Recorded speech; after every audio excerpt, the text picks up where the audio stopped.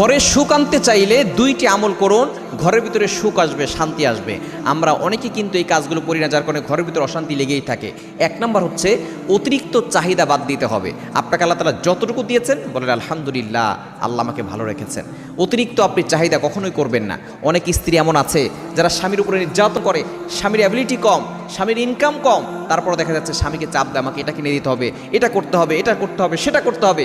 এভাবে চাপ দেয় যে সমস্ত নারীরা দেয়, তারা কিন্তু কখনো শান্তিতে থাকতে পারে না। এজন্য অ্যাবিলিটি অনুযায়ী আপনাকে কাজ করতে হবে। আপনার স্বামীর হয়তো টাকা পয়সা কম আছে, যদি ঘরের ভিতরে ভালোবাসা থাকে, এটাই হচ্ছে অনেক বড়।